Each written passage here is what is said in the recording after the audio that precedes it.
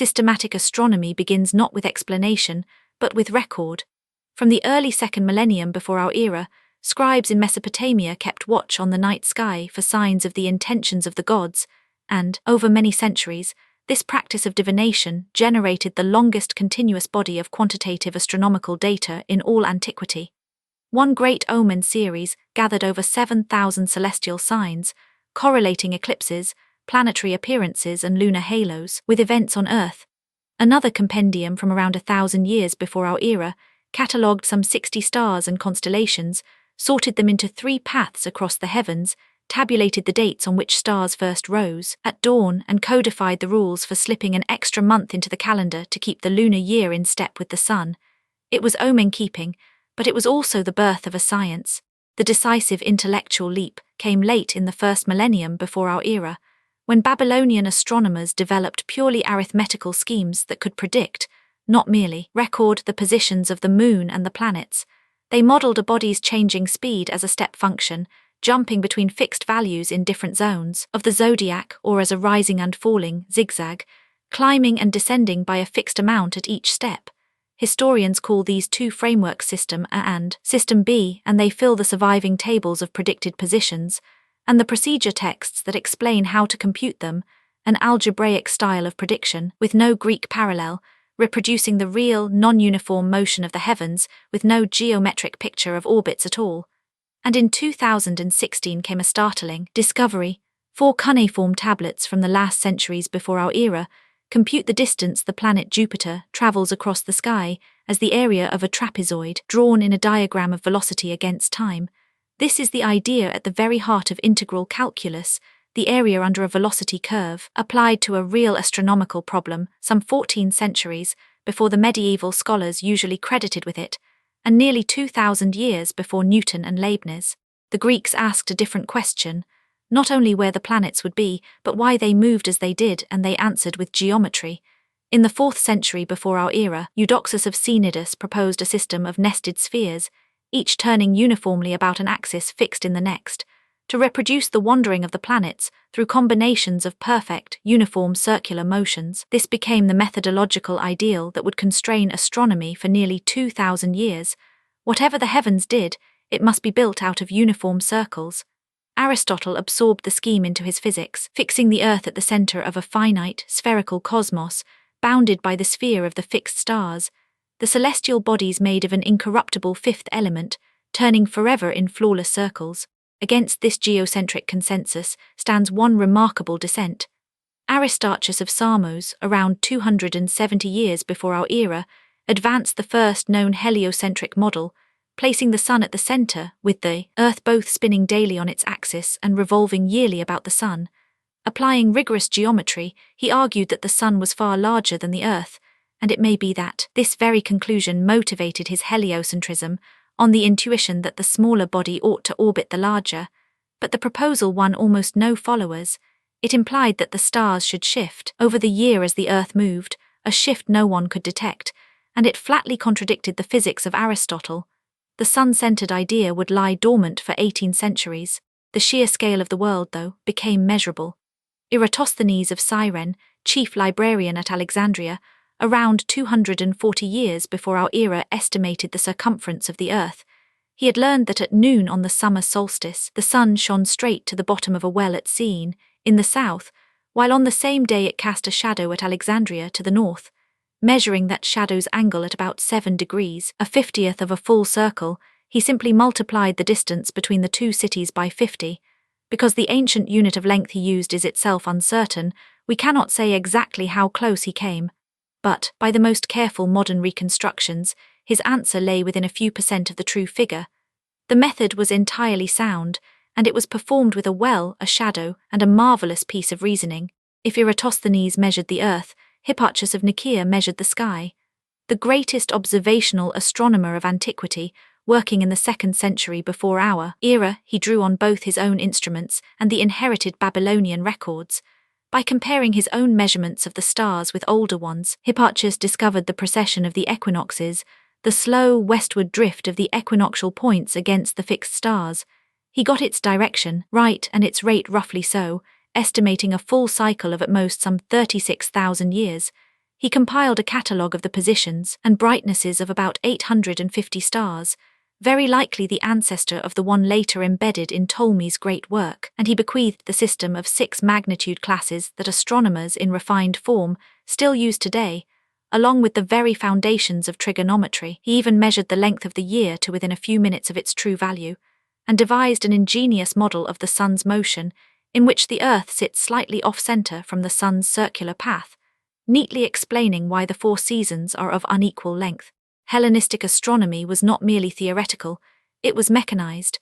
Recovered in 1901 from an ancient shipwreck off the Greek island of Antikythera and dated to the 1st century before our era, the Antikythera mechanism is a geared bronze calculator of astonishing complexity. Surviving in dozens of fragments with at least 30 interlocking gears, it modeled the heavens through cycles inherited from Babylon. A dial on its front showed the sun and moon moving against the zodiac. Spiral dials on its back tracked the great calendar cycles, one following the Metonic cycle of 235 lunar months, which matches 19 years almost exactly, and another the Saros cycle of 223 months, by which the machine predicted the month, the day, and even the hour of lunar and solar eclipses. A fifth dial counted down the 4-year cycle of the Olympic Games. Reconstructed in our own century by X-ray tomography, it remains the most sophisticated mechanical device known from the entire ancient world, proof that the Greeks could embody their astronomy in working trains of bronze gears. The Greek geometric program reached its definitive form in Claudius Ptolemy, working at Alexandria around the year 150. His 13-book masterwork became known, through its later Arabic transmission, as the Almagest, the Greatest. It was a complete, self-contained system of mathematical astronomy, gathering Greek geometry, Hipparchus's observations, and the Babylonian periods into models that predicted the sun, the moon, and the 5 naked-eye planets with an accuracy that would dominate the field for nearly 1400 years.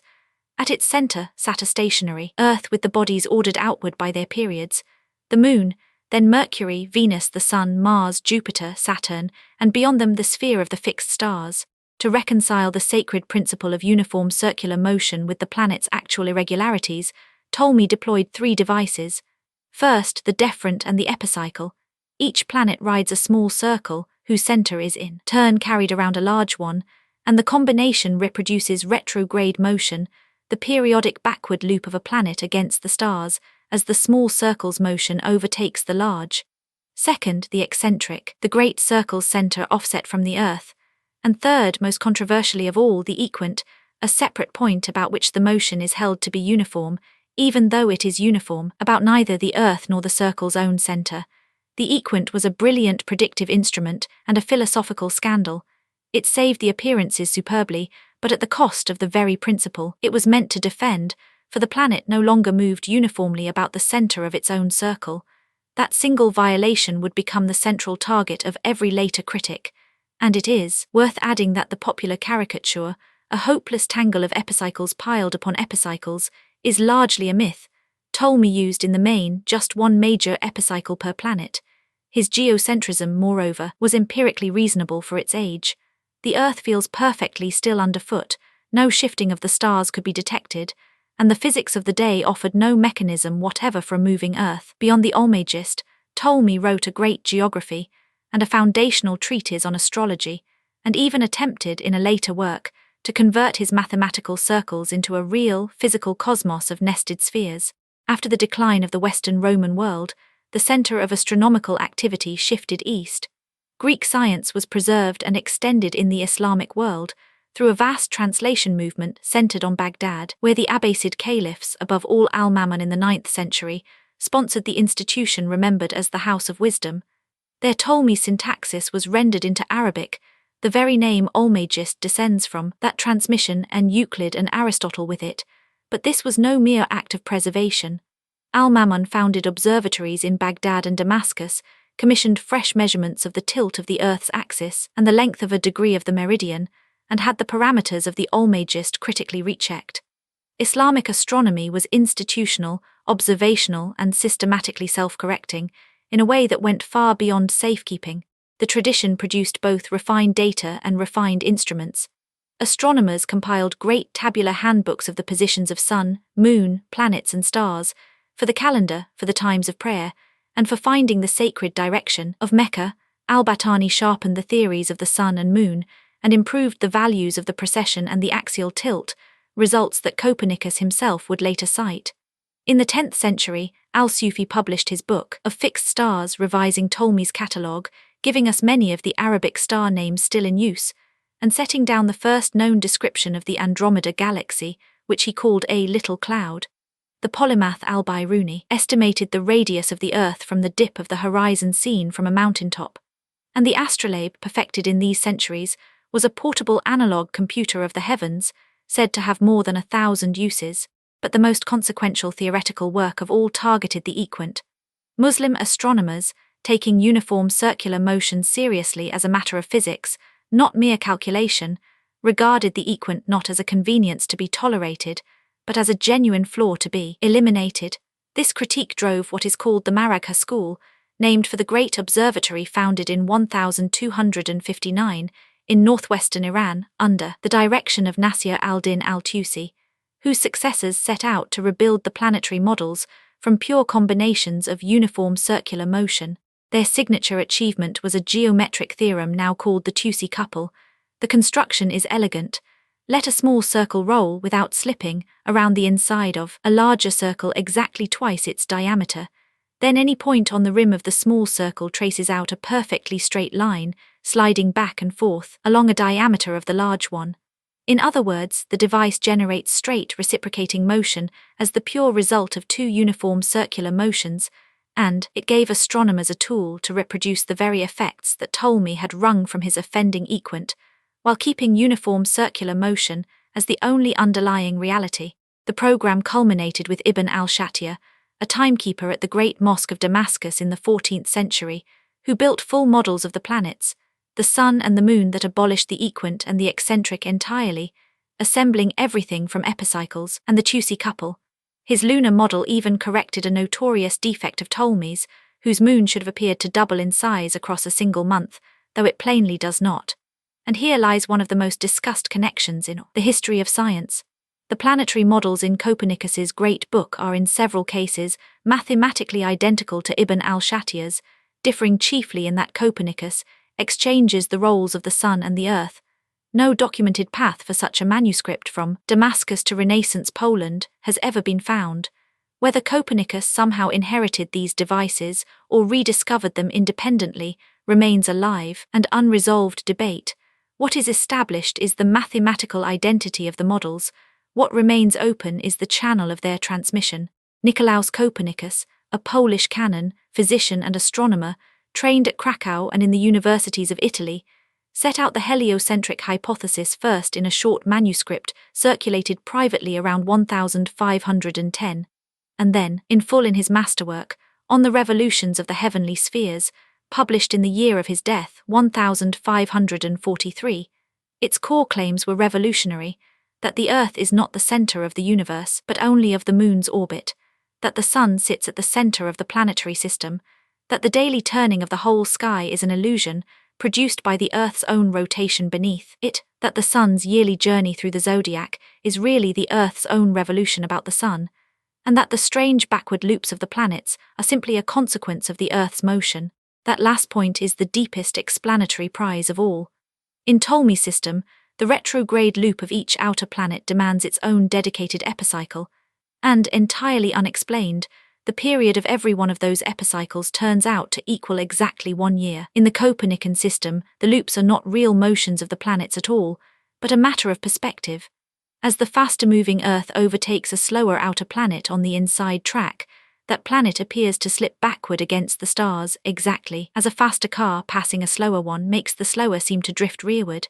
The mysterious 1-year coincidence dissolves at a single stroke, for it merely reflects the Earth's one annual orbit. And heliocentrism did something more. It fixed, for the first time, the true order and the relative sizes of the planetary orbits, delivering a coherent scale model of the solar system. The planets ranked outward by increasing distance and decreasing speed, in a harmony that Copernicus himself regarded as decisive evidence for his system. And yet it is essential to be precise about what Copernicus did and did not achieve. He kept the ancient commitment to uniform circular motion, and so he still needed epicycles and the Tusi-coupled device to fit the observations. His system used about as many circles as Ptolemy's, and it was not, in fact, noticeably more accurate at predicting positions. He did not introduce ellipses, he did not break with circular motion, and he placed the center of the universe not quite at the sun but near it. His book, moreover, was prefaced without his consent by an anonymous note presenting the whole heliocentric scheme as a mere calculating device, not to be taken as physically true. A framing Copernicus rejected, the serious objections remained. No shift of the stars could be detected. It would not be measured until 1838, and no physics yet existed to explain how a massive, spinning, orbiting Earth did not simply fling everything off its surface. Copernicus had reframed the geometry of the cosmos, but he left its physics and much of its empirical case unfinished, and the resolution belongs to the generation that followed. The pivotal observer was the Danish nobleman Tycho Brahe, who from the 1570s built and ran a lavishly equipped observatory on the island of Hven, with great, finely divided instruments, for the telescope did not yet exist for astronomy. He achieved a positional precision of 1 to 2 arcminutes, fully 10 times better than any predecessor, and his observations of a brilliant new star in 1572 and a comet in 1577, which showed no measurable parallax and appeared to pass straight through the supposed planetary spheres, shattered the ancient Aristotelian doctrines of an unchanging heaven and of solid, crystalline spheres. Tycho himself, however, could never accept a moving Earth, and proposed instead a hybrid of his own devising, a system in which the 5 planets circle the Sun, while the Sun and Moon in their turn circle a stationary Earth. It was geometrically equivalent to the Copernican model, yet it kept the Earth fixed and immovable at the center of all things, a last, ingenious refuge for those who could not bring themselves to let the world turn. It was Tycho's superb data, inherited by his assistant Johannes Kepler after Tycho's death in 1601, that finally broke the 2,000-year grip of uniform circular motion. Kepler, an unwavering Copernican, trusted Tycho's accuracy completely, and precisely because he knew the data were reliable to 1 or 2 arcminutes, he refused to accept a circular orbit for Mars that left a discrepancy of 8 arcminutes. That refusal to tolerate a tiny residual error drove him, at last, to abandon the circle altogether in favor of the ellipse, and so to the laws of planetary motion that would open the next age of astronomy. And in those very same years, Galileo Galilei turned the newly improved telescope upon the sky. His discoveries came in a flood: the mountains and craters of the Moon, the 4 great satellites of Jupiter, the countless faint stars that make up the Milky Way, the spots upon the Sun and above all the complete cycle of phases of Venus, which he observed in 1610. The phases of Venus were the decisive blow. In Ptolemy's arrangement, Venus lies always between the Earth and the Sun, and so could never show a fully lit face. The phases Galileo saw were possible only if Venus circled the Sun. With these developments, the geometric heliocentrism of Copernicus passed at last into a physically grounded, observationally tested astronomy, the subject of the chapter that follows. For the whole long arc, from the Babylonian omen tablets to the lens of Galileo's telescope, is really the story of a single, slow transformation unfolding across 2,000 years. The conversion of the sky from a screen of divine and unreadable signs into a system of bodies governed by discoverable law.